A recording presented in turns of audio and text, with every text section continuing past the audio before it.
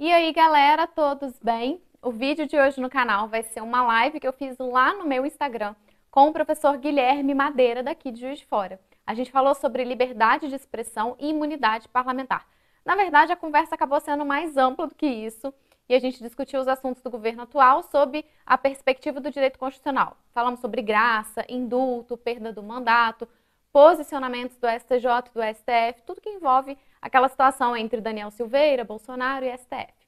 Para quem é do direito, a live está recheada de temas para vocês discutirem nas suas monografias. O professor Guilherme Madeira é doutor em Direito Constitucional pela PUC-Rio e vocês sabem que a ideia do meu canal aqui e do meu perfil no Instagram é sempre trazer para vocês as opiniões com embasamento técnico, nada de achismo, muito estudo e muita leitura. Eu espero que vocês gostem da live e aproveitem para me seguir lá no Instagram, vou deixar o arroba aqui. E não se esqueçam também de deixar o like e se inscrever no canal. E ative o sininho para não perder os próximos vídeos. Deu certo. Olá, Tudo bom? tudo bem, e você? Tudo jóia. Como é que tá meu som aí? Tá tudo certinho? Tá tudo ótimo, e o meu? Tá tranquilo também. Vou só te apresentar aqui então, que já tem um pessoal online. Gente, o Guilherme é professor de Constitucional, ele tem doutorado na PUC-Rio. Ele dá aula na faculdade onde eu me formei, mas não foi meu professor, ele entrou depois que eu me formei. E dá aula em outras faculdades aqui em Juiz de Fora também. Eu convidei ele porque aqui no meu perfil vocês acompanharam que a gente discutiu bastante essa questão do que aconteceu com o Daniel Silveira, o STF, o Bolsonaro, aquela discussão sobre liberdade de expressão, sobre o STF investigar um parlamentar, depois teve aquele Instituto da Graça, né, do indulto. Foram várias questões jurídicas ali, que teve um monte de gente que simplesmente não consegue compreender, porque são realmente questões técnicas. E eu fiz muito conteúdo, fiz vídeo no meu canal do YouTube, mas conversar com um especialista é sempre a melhor opção. Por isso eu pedi até, foi o Daniel Giotti, que é amigo pessoal do Guilherme, que fez a ponte aqui para a gente fazer essa live.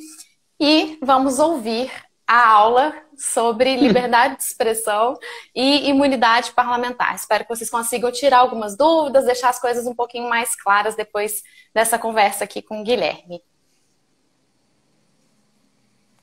Deixa eu só abrir o nosso roteirinho aqui, Guilherme. Beleza. Teve até um pessoal que mandou pergunta aqui para mim, mas eu fiz um filtro, porque muita coisa já estava mais ou menos dentro do que a gente ia falar. Mas depois eu te passo algumas que foram um pouquinho mais polêmicas. Na verdade, tem que ver se eu consigo puxar aqui. Mas vamos lá. Eu acho que a gente pode começar falando sobre a questão mais polêmica de todas, que é a questão da liberdade de expressão. Porque um dos posts que eu fiz aqui, eu trouxe o artigo da Constituição que fala da imunidade parlamentar, e aí ele explica que o parlamentar é livre para emitir quaisquer opiniões, e aí esse quaisquer, teve pessoas que fizeram uma interpretação literal. Sim. E eu achei que valia a pena a gente trazer esse conteúdo aqui. Então explica pra gente essa questão da liberdade de expressão, depois em relação ao parlamentar. Tá, beleza. Em primeiro lugar, obrigado pelo convite. Prazer estar aqui no seu canal, participando. Apesar do que a Débora disse, não será uma aula, tá? Então, Débora, fique à vontade também para poder falar, conversar, dar também a sua opinião. Fique à vontade em relação a essas questões. A primeira pergunta que você coloca, na verdade, é a pergunta mais difícil de todas, né? A questão relativa à liberdade de expressão propriamente dita. Essa é uma pergunta que, há séculos, os juristas, os filósofos, os teóricos políticos, eles já comentam sobre essas questões. E ainda estamos longe de ter uma resposta definitiva sobre essa questão. Mas, para apresentarmos alguns parâmetros. Primeiro ponto em relação à liberdade de expressão. E eu acho que vale a pena começar abordando exatamente esse ponto. Não existe uma ideia de liberdade de expressão absoluta. Essa é uma ideia que não existe, não faz sentido falar sobre isso. Em primeiro lugar, porque isso é primeiro dia de aula de ciência política. Todo aluno que tem ciência política, primeiro dia de aula é isso. Viver em um Estado, viver em sociedade, é abrir mão de parte da sua liberdade. Ninguém possui liberdade absoluta no Estado. E aí, seja lá qual é a teoria filosófica que você vai utilizar para justificar a soberania do Estado, a ideia, principalmente dos contratualistas, sempre né? o povo, né, a população vai abrir mão de parte da sua liberdade em favor do Estado e o Estado vai garantir a segurança. Então, não existe uma ideia de uma liberdade que é absoluta. A nossa liberdade, ela sempre vai encontrar ali alguns freios. Então, quando alguém fala, por exemplo, não, a liberdade de expressão ela deve ser absoluta, e aí citam em geral aquela frase que é comumente atribuída ao Voltaire, mas que já me falaram que não é do Voltaire, que é aquela frase, defenderei até a morte o seu direito de dizê-lo, por mais absurdo que seja o que você disse. Essa ideia de liberdade de expressão absoluta, ela não faz sentido, né? Porque em um Estado não existe nenhum direito que é absoluto. Então, beleza. Se não há uma liberdade de expressão absoluta, o que seria liberdade de expressão? Tem uma frase que é sempre também muito citada, de um jurista inglês que atuou no século XVIII, chamado William Blackstone. E você, Débora, inclusive, já usou essa frase nos seus posts, falando sobre liberdade de expressão. E aí muitos vão tentar conceituar a liberdade de expressão dessa forma, que é o seguinte: a liberdade de expressão significa não proibir as expressões futuras, mas responsabilizar as expressões passadas. Ou seja, 2 pontos aí. Eu não vou proibir a expressão futura, ou seja, não existe censura prévia. Então você não será censurado naquilo que você fala. Então esse é um primeiro ponto. E a gente tem aí um sentido da liberdade de expressão. Só que a frase do William Blackstone tem a segunda parte, né? Então eu não vou proibir a expressão futura, mas eu posso responsabilizar a expressão passada. Ou seja, você pode dizer o que você quiser, você não será censurado, porém, dependendo daquilo que você fala, você poderá ser responsabilizado por isso. Exatamente. E aí, eu não sei o quão nerd você é, Débora, mas eu sou um cadinho. E aí eu gosto de citar aqui o Tio Ben. Você conhece o Tio Ben? Ah, sim, eu já fiz post citando ele. Esse Tio sentido Ben, de nerd eu sou. Para quem não conhece, o Tio Ben é o tio do Homem-Aranha, né? E aí, principalmente no primeiro filme, né? Lá nos anos 2000, tem a famosa cena em que ele vira para o Homem-Aranha, para o Peter Parker, e fala: com grandes poderes vem grandes responsabilidades. Então, exatamente, você viver em um Estado democrático de direito que garante a liberdade de expressão, você tem um poder em mãos. Poder esse que, por exemplo, jornalistas na Rússia não possuem. Então, nós temos esse poder. Só que com grandes poderes vem grandes responsabilidades. Então, a depender do que você fala, você pode ser responsabilizado por isso. Então, se você, por exemplo, comete algum crime na sua fala, se você acaba, por exemplo, violando a intimidade, a privacidade de outra pessoa de forma indevida, você pode responder por isso, tanto no âmbito civil quanto no âmbito penal. Então, em geral, essa é uma frase atribuída para explicar a liberdade de expressão. E aí eu poderia parar aí se nós não tivéssemos no Brasil um outro problema. Que aí eu acho que é um dos grandes problemas que nós enfrentamos sobre a liberdade de expressão no Brasil. Ok, eu não vou sofrer censura prévia, mas dependendo do que eu falo, eu poderei ser responsabilizado. Beleza. Mas vamos supor que alguém chegue ou para mim ou para você e pergunte assim: Guilherme, Débora, você que estuda liberdade de expressão, eu sou, por exemplo, um comediante e eu quero saber o que eu posso falar. Porque eu sei que não é absoluto, dependendo do que eu falo, eu posso ser punido. Então, assim, me diga antes mais ou menos o que eu posso ou não posso falar, porque eu não quero dizer nada que eu vá ser condenado por isso. E esse é um grande problema que nós temos na jurisprudência brasileira. Nós não temos parâmetro. Nós temos divisões entre tribunais. Tem tribunal que concede uma indenização em um caso, que num outro caso muito parecido, um outro tribunal não concede. Então a gente não tem parâmetros para dizer, por exemplo, olha, isso daqui não pode falar. Isso daqui, em geral, ele é proibido pelo direito brasileiro. Para falar a verdade, tem uma coisa que aí a gente pode dizer com absoluta segurança e certeza, e olha que absoluta segurança e certeza são coisas raras no direito, né? Mas esse é um ponto que a gente pode dizer em relação à liberdade de expressão, que é o seguinte: não fale mal de juiz. Se você falar mal de juiz, você vai ser criticado. Você vai ser criticado não, você vai ser responsabilizado por isso. O que tem de condenação de pessoas que criticam juízes, são condenadas, e condenações muito altas, isso é o que a gente mais tem na jurisprudência brasileira. Então esse é meio que um... corporativismo. É um parâmetro. Se não fale mal de juiz, que você será punido por isso. E a gente está até atualmente vivendo uma situação, e aí só fugindo rapidinho do caso das imunidades parlamentares, mas é porque é um caso muito atual, que é a do jornalista Rubens Valente. O Rubens Valente publicou um livro em 2017 chamado Operação Banqueiro, onde ele narra a Operação Satyagraha, fala do banqueiro Daniel Dantas. E um personagem importante dessa história é o ministro da STF, Gilmar Mendes, porque, à época, o ministro Gilmar Mendes ele era o presidente do STF. Então, grande parte do livro, o jornalista precisa falar do Gilmar Mendes e fala alguns fatos da história da vida do Gilmar Mendes.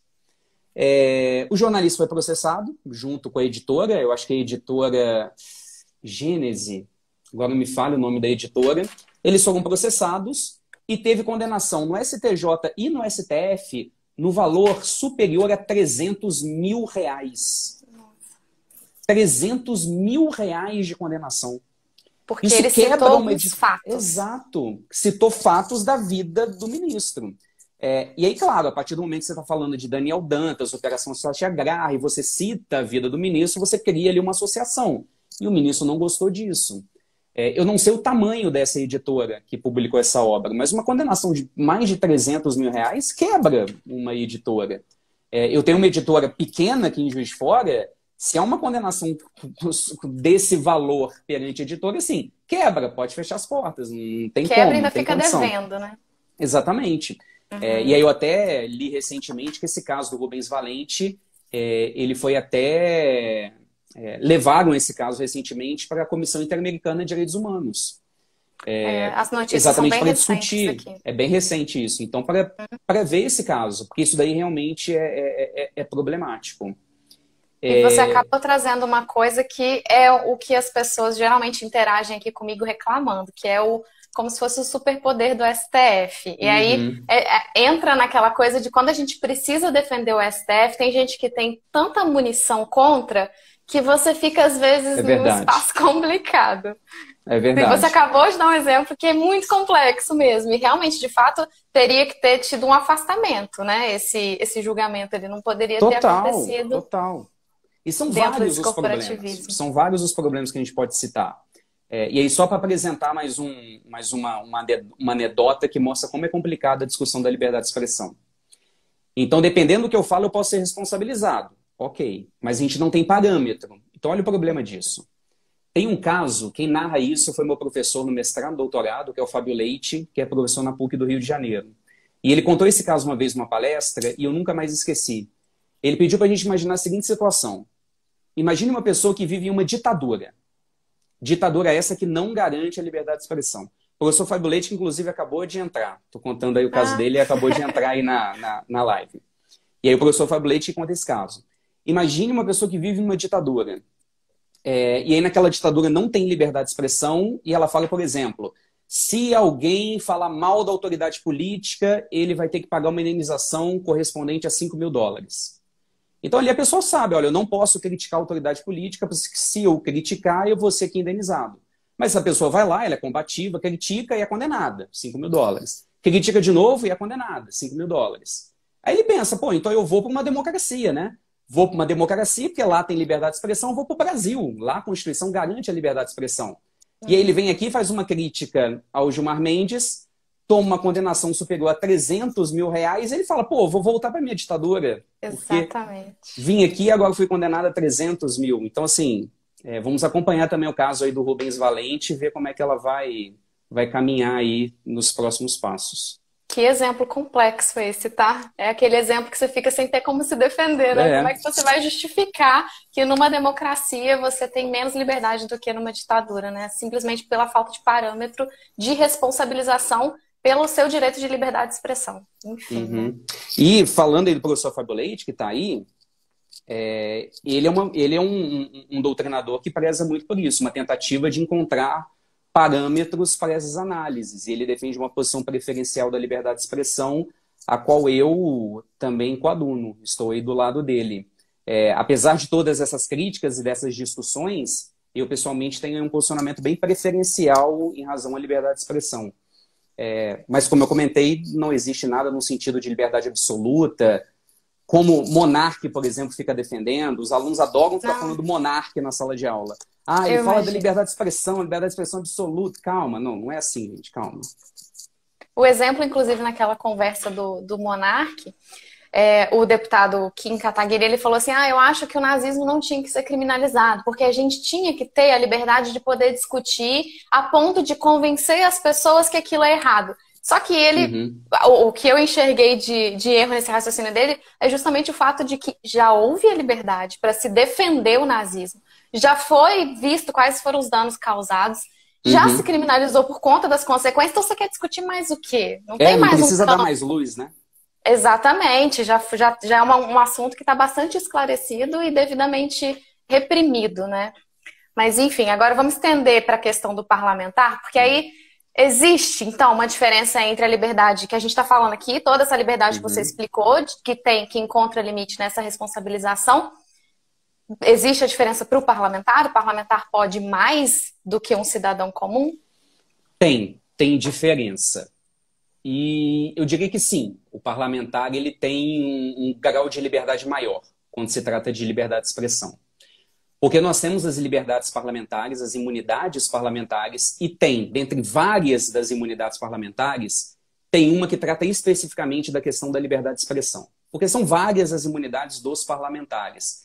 E é muito engraçado assim para o professor, quando ele está em sala de aula dando aula sobre imunidade parlamentar, porque a gente começa essa disciplina falando, olha, vamos estudar as imunidades parlamentares, que são as prerrogativas, os privilégios que o parlamentar possui pelo fato de ser parlamentar. Os alunos já vão fechando a cara. Em geral, o aluno não gosta de ver político e privilégio na mesma frase. Ele quer ver isso bem distante. E aí a gente começa a falar sobre as imunidades. E joga uma, joga outra, joga outra. Então são tantas imunidades que a gente vai vendo a cara dos alunos assim, ficando perplexos no decorrer da aula. Mas uma dessas imunidades é a chamada imunidade material, que é aquela que está prevista no artigo 53 da Constituição. O que a imunidade material estabelece? Ela fala que o parlamentar, deputado federal ou senador, ele não será responsabilizado no âmbito civil e penal pelas suas opiniões, palavras e votos. Ou seja, é uma liberdade de expressão do parlamentar. Por que ele tem essa liberdade de expressão? Exatamente para ele poder realizar o seu trabalho com segurança e sem medo. Eu acho que independente de como a pessoa vê o nosso legislativo, se com desconfiança ou com otimismo, eu acho que todo mundo quer parlamentar que seja ativo, parlamentar que não tenha medo de exercer ali uma das suas funções, que é a função de fiscalizar. Uma das funções do parlamento é de fiscalizar, então a gente quer um parlamento que seja atuante. E aí, para garantir essa atuação, uma dessas liberdades é a liberdade de imunidade material, que é a liberdade de expressão do parlamentar. E por que ela é mais ampla do que a nossa liberdade de expressão? Porque o artigo 53 caput da Constituição fala que eles não poderão ser responsabilizados no âmbito civil e penal pelas suas opiniões, palavras e votos. Ou seja, eles não vão responder, por exemplo, por alguma ofensa que eles dizem que vai gerar uma indenização por danos morais, por exemplo. Eles não responderão por isso. Eles têm aí essa imunidade no âmbito civil. E também não responderão no âmbito penal. Então, uma calúnia, uma difamação, eles também não responderão no âmbito penal. Então, nesse sentido, a liberdade de expressão deles é ainda mais abrangente do que a nossa. Teve um caso que eu sempre gosto de narrar em sala de aula, que foi do Romário. Isso foi antes da Copa do Mundo no Brasil. Copa do Mundo no Brasil foi o quê? Acho que foi 2014. 2014? Foi tão traumático que eu nem me lembro a data. Futebol não é meu forte. O 7-1 foi tão traumático que eu nem me lembro quando foi a Copa do Mundo no Brasil. Mas o Romário, ele era deputado à época e ele entrou nessas mesas redondas de esporte, esses programas ao vivo, ficar debatendo esporte, e eles estavam falando do desvio de verba na construção dos estádios aqui na Copa do Mundo, aquela frase do Ronaldo, que ele falou assim, com o hospital a gente não tem Copa, aquela frase infeliz dele. Os jornalistas estavam comentando isso. E aí o Romário entrou ao vivo nesse programa e ele começou a falar da atuação dele, né, como deputado na CPI da CBF, e ele começou a criticar o Ricardo Teixeira, que era o então presidente da CBF. Ele começou a criticar o Ricardo Teixeira e falou, por exemplo, Ricardo Teixeira é um pilantra, ele é um ladrão, é o mais corrupto, é ele que está desviando dinheiro. Na CPI a gente está investigando isso tudo. E aí alguém que não conhece a imunidade material pode olhar uma fala dessa do Romário e falar assim, o Romário é louco, ele é maluco. Como é que ele vai aí no programa de TV começa a falar que ele é um ladrão, que ele é um corrupto, ele não vai poder responder penalmente por isso? Resposta: não vai responder penalmente por isso, porque ele possui imunidade material. Material. Ou então, no caso do impeachment da Dilma, foi no domingo que a Câmara dos Deputados recebeu o impeachment da Dilma. Foi televisionada, aquela sessão horrorosa, aquela né? sessão foi uma coisa... Eu não me esqueço o parlamentar que pediu para o Eduardo Cunha mandar um beijo para os filhos. Quando ele foi votar, falou assim: presidente, Nossa. O Eduardo Cunha era o presidente da época, né? E ele falou assim: posso mandar um beijo pro meu filho? O Eduardo Cunha disse: não, parlamentar, não é o momento, né? Mas ele olhou para a câmera e mandou um beijo pro filho mesmo assim. É a oportunidade que ele teve de microfone lá, né? De aparecer. Porque o artigo 53 caput, ele fala, né? Não serão responsabilizados pelas suas opiniões, palavras e votos. Ué, mas por que no voto? Por que ele vai ter imunidade no voto? Porque quando o parlamentar vota, ele tem um período para falar, né? Que nem a gente viu lá no processo do impeachment. Antes do deputado falar sim ou não, ele tinha ali 1 minuto para poder falar. E aí vários parlamentares à época, antes de ir até o microfone e falar um não para o impeachment, vários apontaram um dedo para Eduardo Cunha e falaram assim: Eduardo Cunha, você é o chefe de todo esse esquema. Você é a pessoa mais corrupta de todas que estão aqui. Ficava apontando o dedo para o Eduardo Cunha. E aí depois votavam não para o impeachment. E aí, ao final, jornalistas foram entrevistar o Eduardo Cunha e perguntaram assim: Eduardo Cunha, vários parlamentares te acusaram de ser uma pessoa corrupta, de quem está chefiando uma suposta quadrilha. O que você tem a dizer sobre isso? Aí o Eduardo Cunha falou assim: vou processar todo mundo. Assim, não ia processar. O Eduardo Cunha sabia disso, né? A gente pode falar tudo do Eduardo Cunha, menos que ele não conhece o regimento, né? Se alguém conhece o regimento, é o Eduardo Cunha. Com certeza. Então ele sabia, ele falou aquilo porque a maioria da população não conhece uma informação como essa. Então, em situações como essa, o parlamentar, ele não vai responder. Enquanto eu, por exemplo, se eu entro num programa de TV e saio falando mal dos outros, óbvio que eu vou poder responder por isso, tanto no âmbito civil quanto no âmbito penal. Então, nesse sentido, o parlamentar ele tem uma imunidade ainda mais ampla do que a nossa. Porém, aí só para encerrar. Pode falar, depois eu complemento. Não. Eu gosto de falar que essa questão do parlamentar é porque a gente fica, nós, cidadãos, respeitamos as leis. Os parlamentares estão lá para questioná-las, para modificá-las. Então, assim, eles têm que ter a liberdade de discutir o que a gente hoje em dia cumpre. Eles precisam poder dizer que o que está hoje em dia como lei é errado. Se não fosse assim, eles não teriam como defender a posição deles lá e não teria como mudar a lei, né? Eu acho que para mim a essência da imunidade parlamentar é rediscutir o ordenamento. Interessante, interessante. E aí, nesse ponto, qual é o ponto-chave da discussão das imunidades parlamentares, em específico da imunidade material? É o fato de que a imunidade não é da pessoa. A imunidade é do cargo. É do cargo. Não é da pessoa. Ou seja, não é o Romário que tem liberdade, que tem imunidade material. É o deputado Romário que tem imunidade material. Ou seja, e aí a gente entra numa questão interessante até para depois a gente começar a discutir o caso do Daniel Silveira. A imunidade material, ela só se aplica quando há um nexo entre a ofensa e o mandato exercido. Então eu preciso ter um nexo entre a ofensa e a função parlamentar. Porque a imunidade não é da pessoa, a imunidade é do cargo. Então, a partir do momento que o Romário, falando como deputado que participa da CPI da CBF, e ele começa a tecer ali suas críticas ao presidente da CBF, ele está atuando como parlamentar. Eu tenho ali um nexo da atuação dele como parlamentar.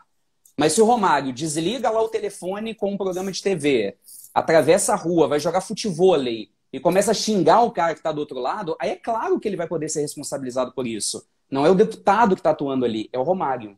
Então, a imunidade material, ela precisa desse nexo entre a ofensa e a atuação do parlamentar. É esse o limite, né? A liberdade de expressão do parlamentar encontra limite justamente na função, né? Na atuação dele como parlamentar. Porque, fora isso, ele é um cidadão comum e vai responder como agente por qualquer opinião. E aí, inclusive, é onde entrou a dúvida do pessoal. Quando eles leem a Constituição e falam assim, por quaisquer... O quaisquer, né? Aí eles falam, mas quaisquer é tudo. Se é tudo, né? Então não tem que colocar nenhum tipo de responsabilização. Essa é a interpretação literal. Então, aí esse tipo de dúvida, ele é fácil de ser respondido, no seguinte sentido. Tudo bem, o texto fala quaisquer, de fato. Mas na hermenêutica jurídica e principalmente no direito constitucional, a interpretação puramente literal de um dispositivo isolado não é a hermenêutica correta. A Constituição deve ser interpretada de forma isolada. Eu preciso interpretar a Constituição como um todo. Então, não adianta só ler aquele dispositivo, fechar os olhos para os outros. Eu preciso analisar a Constituição de forma harmônica. Então, eu preciso fazer uma interpretação sistemática. Então, um dispositivo constitucional, ele sempre é reinterpretado a partir do momento que eu coloco um outro dispositivo constitucional ao lado. Então, nesse sentido, a gente vai tendo outras leituras. Então, esse quaisquer, ele encontra limites também. A gente encontra esses limites no próprio texto constitucional. Então, acho que essa é a forma de responder dúvidas como essa. A gente não pode interpretar um único dispositivo de forma isolada. É, interpretação sistemática, né? Uhum. É. Bom, então, aí eu vou entrar numa questão que aí já é mais o pessoal da polêmica mesmo, que é o fato de que por que foi o STF que julgou ele? Porque aí, assim, fica sempre aquela coisa de gente, mas foi o Daniel Silveira xingou o ministro do STF, o ministro do STF falou o quê? Vou te processar, vou te condenar e não tem defesa. Então, assim, isso também é uma questão que o pessoal fica muito em dúvida para a gente explicar como que funciona essa organização. Então, vamos lá. Alguns pontos preliminares. Eu acho importante dizer isso. E esse é um tipo de dificuldade que hoje nós ficamos, que você própria, Débora, comentou isso no início. Já vou aqui adiantar a minha leitura da questão. Eu acho que o que o Daniel Silveira falou não está amparado pela imunidade material. Eu acho que ali ele se excedeu. Já estou colocando aqui a minha leitura. As pessoas podem fazer uma leitura diferente? Podem. O próprio STF fez essa leitura diferente, até porque tivemos o voto do ministro Cássio Nunes, onde ele entendeu que nem crime aquilo era. Ele não falou nem imunidade material, ele foi até mais amplo. Falou assim, nem crime é. Eu acho um absurdo a decisão do Cássio Nunes, mas enfim, foi a leitura. Eu acho que a fala dele ultrapassou o limite da imunidade material. Não está ali amparado. Dito isso, agora eu entro na sua pergunta propriamente dita. Eu acho o procedimento do inquérito das fake news muito estranho. Muito estranho. E eu acho que ele acaba abrindo brechas por uma série de críticas que podem ser feitas ao Supremo Tribunal Federal. Que foi o que você comentou, né, Débora? Existem tantos pontos que a gente pode criticar a corte também, e que, na minha opinião, elas devem ser criticadas, que nessa briga política parece que ou você está de um lado ou está do outro, né? Você não pode ter aquela visão e criticar o outro. Se você critica um lado, então você está do outro. Se você falou do outro, então você está do outro lado. E se você tem uma crítica, ela vale o tempo inteiro. Você não tem como defender aquela situação em outro contexto. Exatamente. E aí, no caso do Daniel Silveira e o inquérito das fake news que foi aberto, a questão foi a seguinte. O inquérito das fake news ele foi aberto pelo Supremo Tribunal Federal. Então, o ministro do STF deu abertura ao inquérito. Por que ele deu abertura ao inquérito? Porque existem alguns dispositivos do regimento interno do Supremo Tribunal Federal que permitem isso. Um desses dispositivos é o artigo 43 do regimento interno, que ele fala que se for cometido algum crime dentro da sede da corte, então, nesse caso, o inquérito vai ser aberto pelo próprio Supremo Tribunal Federal. O que já é algo extremamente complicado, porque a crítica que ele fez ali não está dentro da sede do STF. Foi uma crítica que ele fez na internet, se eu não me engano, foi uma live no Facebook. Foi um vídeo. Um vídeo que ele publicou no Facebook, mas aí uma interpretação bem ampla do artigo 43 do regimento interno, uma discussão se esse artigo foi ou não recepcionado pela nossa Constituição, um enorme debate, foi aberto o inquérito das fake news e houve ali o pedido da prisão do Daniel Silveira. Ok, houve o controle jurisdicional disso, houve o controle jurisdicional. Mas aí o que já era problemático foi ainda mais problemático. Por quê? Quem que fez essa análise desse controle jurisdicional? Foi o próprio STF.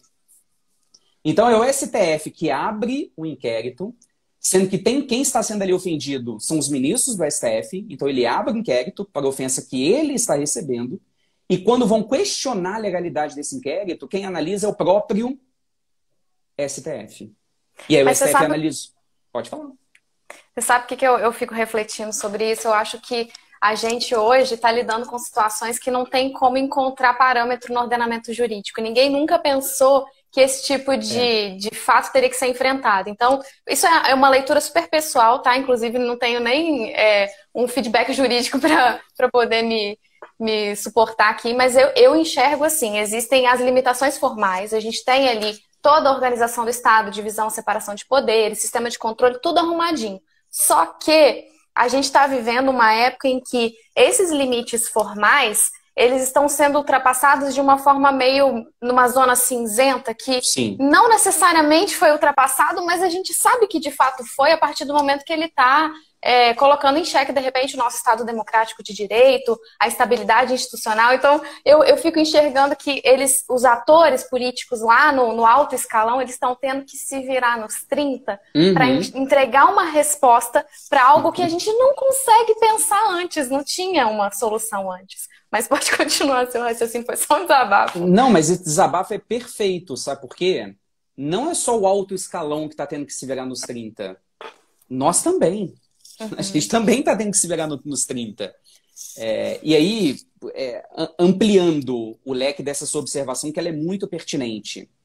Várias questões no direito constitucional, elas não foram, talvez, refletidas à época do Constituinte, que ao colocar certo dispositivo na Constituição não pensou no alcance que isso poderia ter no futuro, o que é impossível, a grande dificuldade mesmo do legislador, não dá para ficar prevendo as situações que vão acontecer. E dos próprios professores de direito constitucional. E aí eu faço aqui uma crítica onde eu me coloco também. Eu me coloco nessa crítica. Porque nós temos vários pontos na Constituição que elas estão ali numa zona cinzenta e é só quando a bomba estoura que a gente lembra que tem aquela questão e a gente fica assim, e agora? Como é que resolve isso? Ninguém tinha pensado, ninguém estudou. Então, assim, o direito constitucional, e repito, me coloco nessa crítica, tô me colocando também entre aqueles que falham nesse sentido. A gente tem uma atuação, principalmente nos últimos anos, que é uma atuação muito, muito repressiva, em certo sentido, né? Acontece a bomba aí que a gente vai pensar sobre isso. Sim. Ao invés de se adiantar, ver quais são essas zonas cinzentas e já tentar, de alguma forma, ficar discutindo sobre isso. Que nem o Daniel acabou de colocar aí. Quem que antes tinha falado de geração indulto? Ninguém. Eram pouquíssimos os constitucionalistas que fizeram uma pesquisa sobre isso ou que colocaram nos seus manuais, nos seus cursos de direito constitucional. Ninguém tinha dado muita bola para o estudo indulto ou da graça. Aí estoura a bomba e todo mundo tem que estudar, vamos ver quais são os parâmetros, como é que fica. E a gente tem vários exemplos como esse nos últimos anos. Desde o impeachment da Dilma, vários alunos, quando me encontram, ex-alunos, me encontram na rua, eles me perguntam, Guilherme, com tudo isso que está acontecendo no direito constitucional, algumas decisões do STF altamente criticáveis, deve estar ruim para dar aula de direito constitucional agora, né? Com esse tanto de problema. Eu falo assim, não, na verdade nunca foi tão bom, né? Porque super dinâmico. Tá tudo acontecendo. Eu ficava dando aula de intervenção e eu via a cara do aluno, assim, o aluno anotando e assim, isso nunca vai acontecer. Intervenção, bobeira. Por que eu tô anotando isso? Nunca vai acontecer intervenção. Aí vem intervenção no Rio de Janeiro. Acontece. Impeachment. Aconteceu no Collor, não vai ter outro impeachment. Aí acontece impeachment. Aí agora, indulto e graça. Ninguém tinha parado para pensar nessas questões. A gente passa, a gente lê ali e fala assim, legal, interessante, uma competência do presidente. No impeachment da Dilma, tem um dispositivo da Constituição que fala que o presidente da República, ele não responde durante o mandato pelos crimes cometidos que são estranhos à função. Então, se ele comete um crime durante o mandato que é estranho à função dele, ele não responde durante o mandato. Ele só vai poder responder depois. Só que ninguém pensou nisso na possibilidade da reeleição. E aí, se eu tenho uma reeleição, eu estou continuando o mandato, é um novo mandato, e aí? Ninguém tinha pensado sobre isso. E aí, só no impeachment da Dilma, que os constitucionalistas, com vergonha, falam assim, e aí, gente, a gente nunca pensou nisso daqui, como é que vai ficar? E aí, qual é o tratamento jurídico? Eu acho que vocês não têm nem que ter vergonha, porque até uma das conversas que eu já tive aqui, nessas trocas de posicionamentos políticos na internet, foi nesse sentido. O pessoal sempre fala que gosta da Constituição dos Estados Unidos, porque ela enxuta, porque a gente é muito complexo, porque ela é antiga. Sempre tem essa comparação. E aí eu falo, gente, a Constituição que a gente tem, primeiro que ela reflete o momento político, então a cada movimentação ali da sociedade, ela foi instituída uma nova Constituição. E aí, quando ela entra em vigor, a realidade é uma. Depois a gente vai evoluindo, as coisas vão acontecendo, vai mudando. Você não precisa mudar a Constituição se você consegue interpretar, se você consegue adequar, se você consegue encaixar, acomodar ela na nova conjuntura. A ideia é essa. E eles ficam muito apegados nessa interpretação de não, mas espera aí, não era isso que eu queria dizer. Não, mas agora a sociedade mudou. Agora faz sentido que a gente pense essa situação dessa forma, Sim. entendeu? E aí, é isso que está acontecendo, a gente vai fazendo enquanto acontece.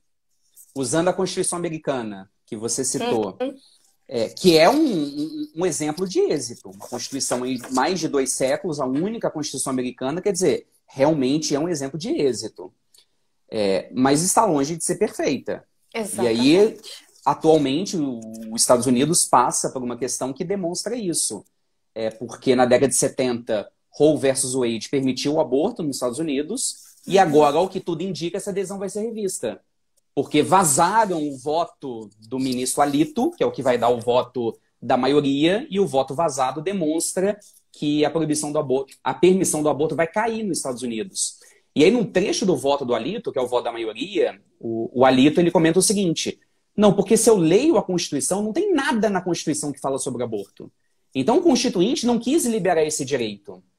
Ok, mas a Constituição americana é de 1789. E ela foi feita por 50 homens que não só não falaram sobre aborto, mas falaram nada em relação à mulher. Então não tem nada em relação à mulher na Constituição americana. Então eu não posso ter esse tipo de leitura, falar assim, porque no texto da Constituição e a intenção dos pais fundadores, eles não falaram nada sobre o aborto. Eles não falaram nem da mulher naquela época. Não, era então, uma realidade realmente, que não existia. Exato, não existia. Então, essa leitura...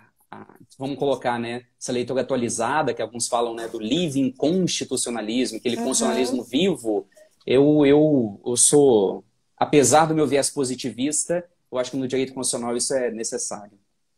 Porque é a norma maior, né? Se a gente não tem essa liberdade, a gente fica muito restrito para poder coordenar a sociedade, ainda mais uma sociedade complexa e hoje em dia extremamente dinâmica. Não tem como acompanhar as mudanças na base da legislação. A gente sabe como é que é difícil passar uma lei lá no Congresso, né? Mas já que a gente está nessa discussão de interpretar a norma constitucional, vamos falar então sobre a graça e o indulto? Vamos chegar nesse assunto? Peraí, só uma última coisa, fala. Desculpa. Só para completar a questão anterior do inquérito das fake news. Eu lembro que quando começou o inquérito, assim, como eu comentei, a coisa já é toda meio estranha, né? Então você tem um inquérito aberto pelo STF, sendo que ele é o ofendido, e quando alguém vai questionar a legalidade disso, é o próprio STF que vai analisar. Então já é uma questão toda meio estranha. Mas aí eles julgaram pela constitucionalidade, fizeram lá a interpretação deles. E na época, eu até fiz uma live com uma amiga minha, que é Letícia Delgado, que é a atual secretária de Segurança Pública de Juiz de Fora. A gente fez uma live na época para discutir isso, e ela é professora de processo penal. E a gente ficou discutindo o aspecto também do processo penal. E aí, apesar das possibilidades interpretativas existentes, a conclusão que a gente chegou ali naquela live, conversando, foi a seguinte: olha, independente da leitura que você faz, não é de bom tom, né? Não é de bom tom. Acho que uma questão assim tão de... Ainda mais bom senso. Pensando de bom senso, né? Pensando assim numa estratégia política até mesmo da sua decisão, né? Não é de bom tom você ter uma questão como essa. Então, o inquérito das fake news realmente, para dizer o mínimo, ele é problemático. Concordo. Tem muito questionamento em cima dele e acaba que tira um pouco da legitimidade do STF quando ele atua dentro dos limites, né? É o que eu te falei, de dificultar que a gente defenda a instituição. Porque uma coisa que eu sempre falo aqui, a gente tem que separar as pessoas da instituição. Então, existe ali hoje um ministro X, Y que a gente tem crítica? Existe. Mas daí a você criticar a instituição inteira e defender que o STF seja fechado, não é bem assim, né? Então vamos passar para a graça. Vamos explicar o que é. Que situação inédita foi essa? Fala aí um pouquinho pra gente. A graça foi a primeira vez. Na Ordem Constitucional Brasileira, em 88, a primeira vez que a graça foi concedida. E aí, vamos lá, no básico. O que seria a ideia da graça? A graça é o perdão judicial. Uma forma de perdão. É onde você vai ter ali um excludente da culpabilidade da pessoa. E aí, uma questão que gerou muita confusão à época foi exatamente a questão relativa à graça e o indulto, né? Você fala assim, em graça e indulto é a mesma coisa? ambas são formas de você excluir a culpabilidade. São formas ali de você do Estado não punir aquela pessoa, né? Se abdicar da punição. Qual seria a diferença da graça e do indulto? A graça é individual. Eu concedo a graça a uma pessoa. O indulto, ele é coletivo. Eu não tenho ali um indulto para uma única pessoa. Eu faço ali um indulto que vai abranger um número maior de pessoas. O maior exemplo é o indulto natalino. O indulto natalino é isso. E todo ano aí os presidentes concedem. Então chega ali na época do Natal, alguns presos são colocados em liberdade, depois voltam. Então você tem ali o indulto natalino. Então você tem aí um aspecto mais plural nesse sentido. A graça é individual. Então o que aconteceu no caso do Daniel Silveira foi a graça. Instituto esse que ninguém tinha parado para analisar. Até onde eu sei, não há nenhuma monografia especializada sobre isso, algum trabalho que foi publicado relativo à graça. Nós temos comentários esparsos entre os doutrinadores do direito constitucional. O que eu vi de mais substancial recentemente, analisando a questão da graça, foi um parecer esse que foi requisitado pela OAB Nacional, e ela requeriu esse parecer para o Lênin Streck, para o professor Lênin Streck. E ele fez um parecer analisando a questão da graça, do indulto. Foi o que eu vi assim, de mais substancial, analisando essa questão. Mas aí ele fez esse parecer para dizer se a graça foi ou não legítima. Aí essa daí é uma outra questão que a gente pode entrar daqui a pouco. Né? Daqui a pouco a gente pode explorar se ela é legítima ou não. Mas enfim, o ponto é, a graça é exatamente essa forma de perdão judicial e ela é uma competência privativa do presidente da República. Ela está prevista dentro do artigo 84. Então, o Constituinte, ele colocou isso dentro das competências do presidente. E competência privativa do presidente da República. Então, a gente poderia falar aí que está dentro da discricionariedade dele. Conceder a graça a uma pessoa que foi condenada por um crime. E foi exatamente isso que o Bolsonaro fez, se eu não me engano, um dia depois da condenação, né? Então, aí explicando para o pessoal que a discricionariedade é justamente o espaço que ele tem de escolher agir de um jeito ou de outro. Então, é na base do o que ele quer, o que ele prefere. E aí a gente entra numa questão complicada, porque o indulto, igual você explicou, o indulto de Natal, ele é concedido muito motivado por questões humanitárias, né? São pessoas que estão ali cumprindo pena, mas de repente estão doentes, já são idosos. Então, tem uma motivação de você facilitar um pouco a vida daquela pessoa que de repente já cumpriu uma parte da pena.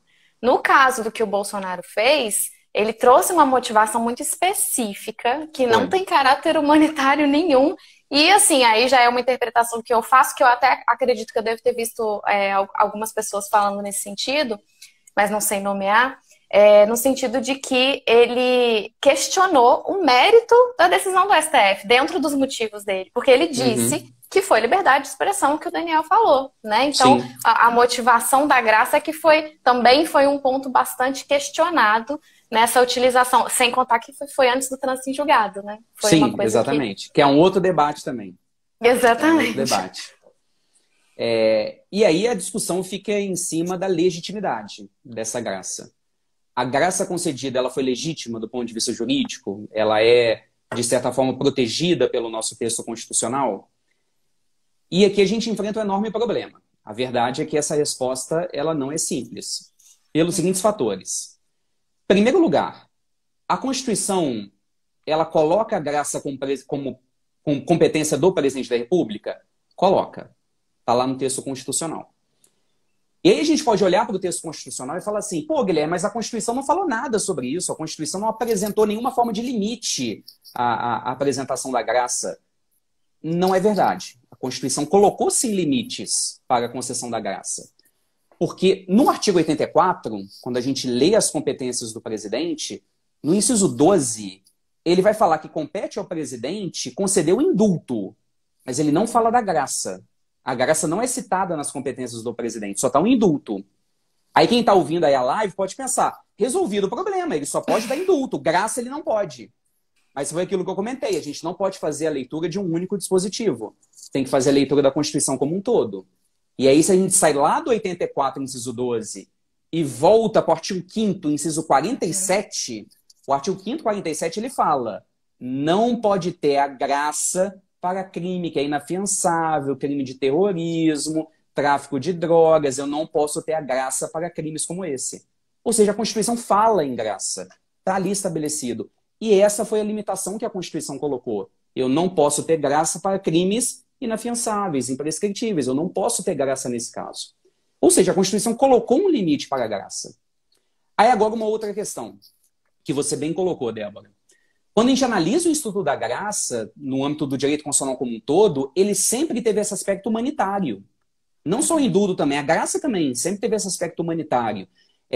Quando a gente encontra manuais de direito constitucional que vão falar da graça, o exemplo que eles apresentam é até um exemplo de cunho humanitário. Por exemplo, uma pessoa que foi condenada, mas ela está com câncer e tem poucos meses de vida. Então, por uma questão aí de humanidade, vai ser concedida a graça a ela. Então, o Instituto da Graça ele sempre foi analisado desse ponto de vista do aspecto humanitário. Mas a verdade é que no texto constitucional não há nada que nos permita essa leitura. Essa é uma leitura histórica. Exatamente, uma leitura histórica. Mas o texto constitucional não tem nada que proíbe isso. Ou seja, a graça está prevista no texto constitucional e está dentro das competências discricionárias do presidente da República. E aí, vamos lá, podemos fazer algum controle jurídico disso? Então, vamos utilizar como parâmetro a ação que a rede já ajuizou. A rede, partido político, já ajuizou, já tem uma ação do Supremo Tribunal Federal para analisar a legitimidade do decreto da graça. Confesso para você que eu não concordo com os argumentos. Eu acho que os argumentos apresentados ali pela rede, eu acho que eles não comportam a melhor leitura constitucional, pelo seguinte motivo. O primeiro argumento que a rede apresenta na ação dela é o seguinte: a graça concedida pelo Bolsonaro para o Daniel Silveira, ela viola a impessoalidade da administração pública. E a impessoalidade é um princípio da administração pública previsto no artigo 37. Então, a partir do momento que eu tenho ali uma graça concedida para um aliado político, cadê a impessoalidade que a administração pública tem que ter? Mas eu acho que a ideia da graça, e aí é a minha opinião, a ideia da graça é ser pessoal. É ser individual. Assim, a gente pode não gostar? Pode, a gente pode não gostar, a gente pode criticar, mas a ideia da graça é essa, é ela ser pessoal, é ser estabelecida ali para uma pessoa específica. Então, falar da impessoalidade no caso da graça, eu acho que não comporta. A ideia da graça é ser pessoal, é ser específica. Agora, claro, eu posso olhar para esse decreto e falar assim, eu não concordo, eu não acho correto, eu não acho que o presidente agiu da forma mais republicana possível fazendo isso.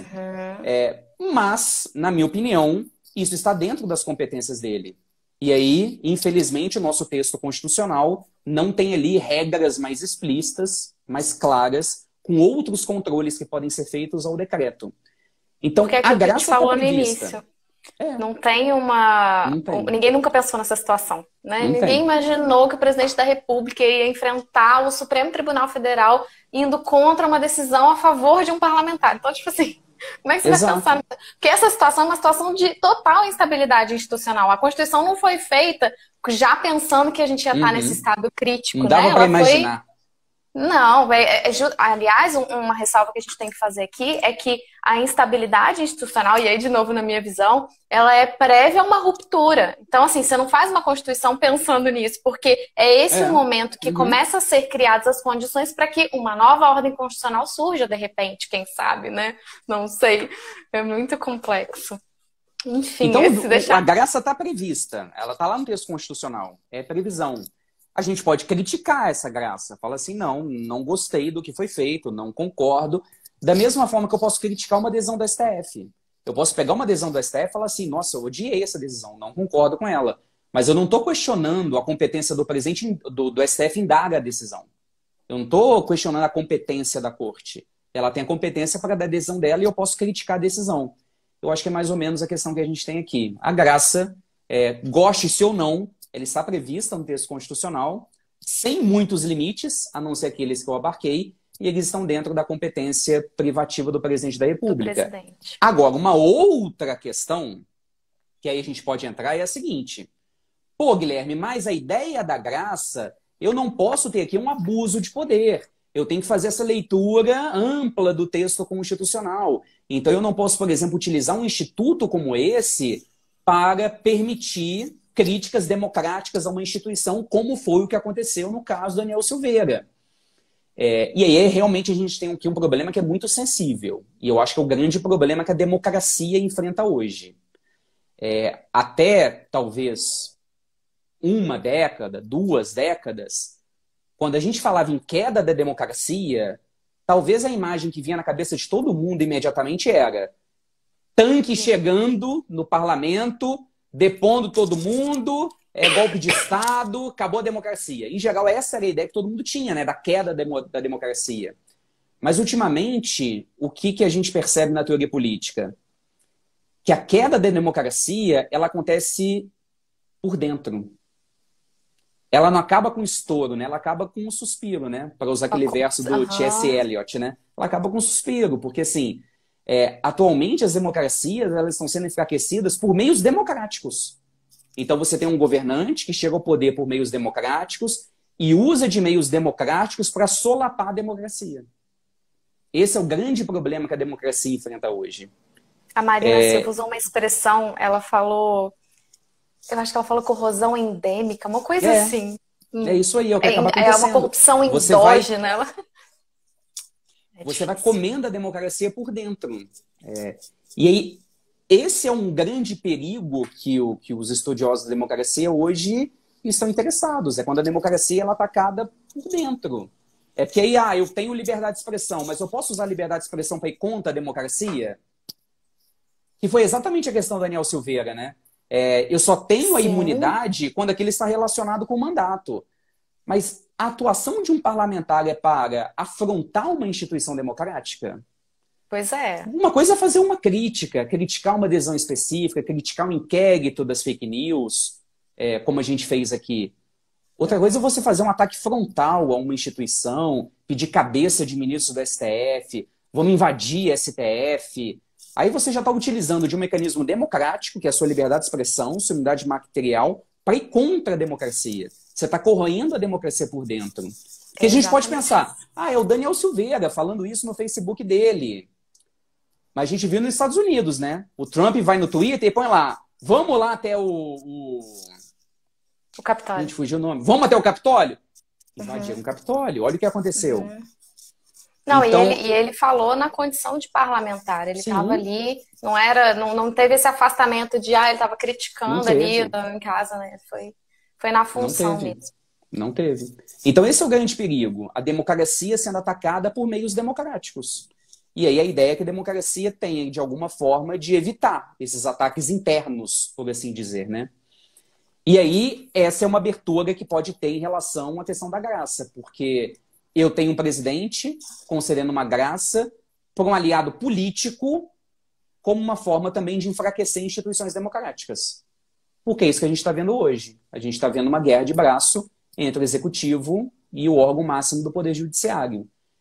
Independente do que vai acontecer, a gente já tem aí uma falta, uma quebra de confiança quase generalizada nas instituições democráticas, seja de um lado ou seja do outro. E isso, para a democracia, é péssimo, independente como isso vai terminar. Não sei se o STF ele vai enfrentar esse mérito. Pessoalmente, do que eu já conheço da jurisprudência da Corte, eu acho que ela não vai enfrentar o mérito do decreto. Eu acho que ela não vai entrar nessa discussão, ela não vai comprar essa briga. Né? Vai evitar, porque assim, a questão tende a piorar, mas independente do que vai acontecer, a desconfiança nas instituições democráticas ela já começa. E isso é péssimo. É exatamente situações como essa que a gente precisa evitar. E aí, acho que para a gente finalizar aqui, vou só tentar fazer um resumo para a gente explicar essa situação do Daniel, independente das nossas críticas ao fato de que a atuação dele foi antidemocrática. Quando existe a possibilidade de um parlamentar ser processado e responder por crime e perder o mandato. Ele tem ali algumas amarras na Constituição que se a casa não quiser que ele seja processado, ele não vai ser, mas se a casa quiser, ele vai ser. Que foi exatamente o caso dele, né, fevereiro do ano passado. A Câmara Os seus autorizou. colegas não fizeram o menor esforço para segurar o processo dele. Ele foi, porque também na época foi um escândalo. Acho que a gente está banalizando o escândalo, inclusive, porque ano passado isso gerou uma comoção dentro da Câmara e agora não gerou, né? Tanto que Exatamente. agora eles não tomaram nenhuma decisão, na minha opinião, teria sido evitado se eles tivessem feito dentro da própria casa a solução ali da questão, né? Cassado o mandato dele. Mas Sim. enfim, né? Existe, então, a Eu acho que nem possibilidade... chegou a ter acho que nem chegou a ter pedido de cassação dele internamente. Não. Eles só autorizaram que ele respondesse o processo perante o STF. Que foi também uma coisa que, na época, chegaram a dizer que meio que acabava com o questionamento de o inquérito ter sido aberto pelo STF, como a Câmara fez, legitimou, então estava tudo certo, né? Chegaram a dizer isso. Então, aí, ok, teve essa parte, os outros deputados aceitaram que ele fosse processado, ele foi processado no STF. Então, independente do crime que ele cometeu, vamos explicar para o pessoal aqui. Ele foi condenado. Foi, 8 anos e 9 meses. Exatamente, 8 anos e 9 meses. Foi há mais de 8 anos. Aí, o que eu queria explicar para o pessoal? Ele, por ser um parlamentar, tem consequências para o mandato, a condenação criminal. E essas consequências, elas também encontram várias interpretações ali. Ela também não é tão clara, que foi algumas das discussões que a gente teve. Explica pra gente como é que funciona. Depois que o parlamentar é condenado pelo STF, isso implica em perda do mandato? Qual que é a consequência? Implica. Por quê? Nós temos o artigo 15, inciso 2 ou 3 da Constituição, que ele fala que nós temos a perda dos direitos políticos no caso de condenação criminal transitada em julgado. Então, a partir do momento que eu tenho a condenação, eu tenho, consequentemente, também a perda dos direitos políticos enquanto durar ali a pena. E foi exatamente o que aconteceu no caso do Daniel Silveira. Se a gente pega a decisão dos ministros, nós temos ali, como sentença, a pena, 8 anos e 9 meses de reclusão.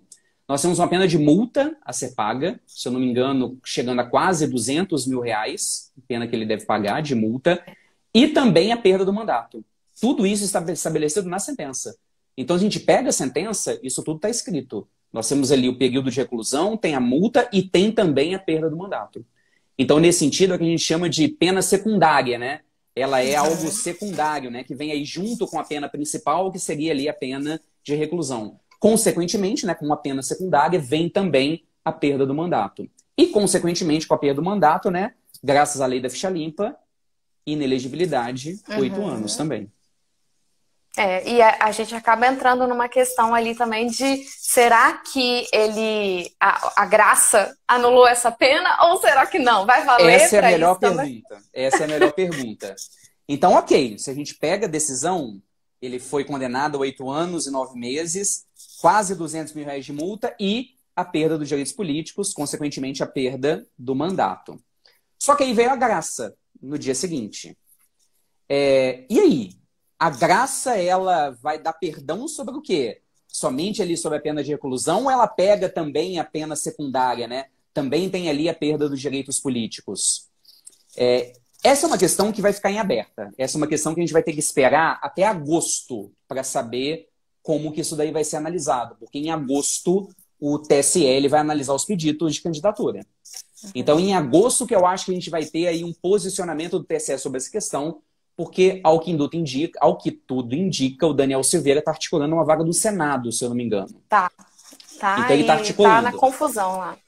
Então, ele apresentando o pedido dele de candidatura, isso vai ser analisado pelo TSE em agosto, e aí o TSE vai ter que enfrentar essa questão. Então, assim, só teremos essa decisão definitiva mesmo em agosto. É lá que a gente vai ficar sabendo. Mas, assim, do que nós já temos na jurisprudência brasileira, o que a gente pode dizer em relação a isso?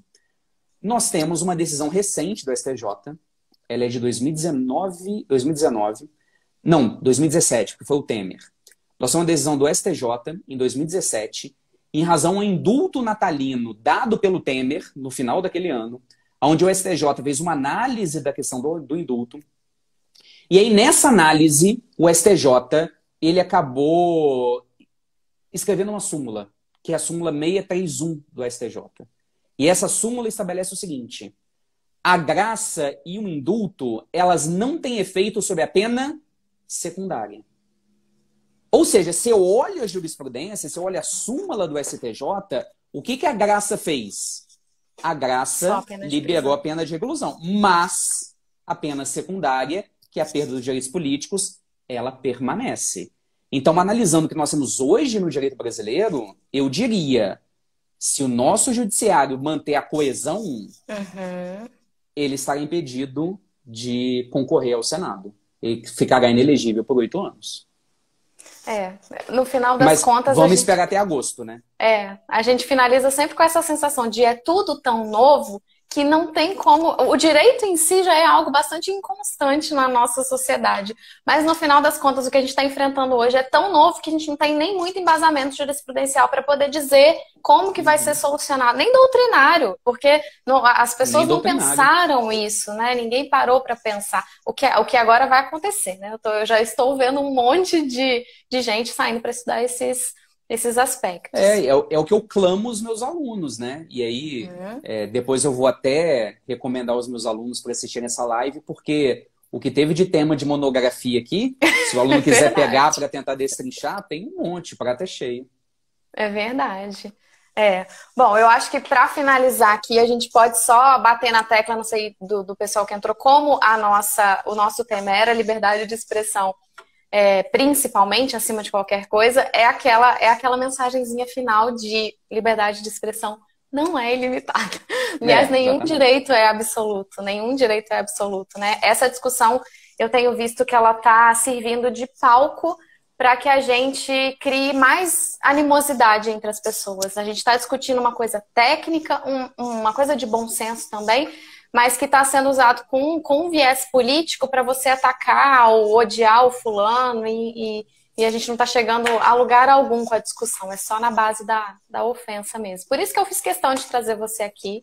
Super te agradeço a participação. Bacana. Porque o pessoal que me acompanha sabe que eu gosto desse tipo de assunto, mas um especialista traz aquela mãozinha de peso no assunto, né? Então eu fico muito feliz da gente ter concluído. Eu não vou te tomar mais tempo, não, que a gente já fechou 1 hora aqui. Até que o Instagram não derrubou a gente, não. Tá rolando. Será que a interação foi boa? Não, eu acho que... Bom, eu tô tentando interpretar o algoritmo, mas eu acho que se a interação é boa, ele meio que mantém ali ainda entregando o conteúdo para o pessoal. Então, valeu muito a pena. Débora, obrigado. Eu que agradeço aí o convite. Foi um prazer, foi super bacana conversar aqui.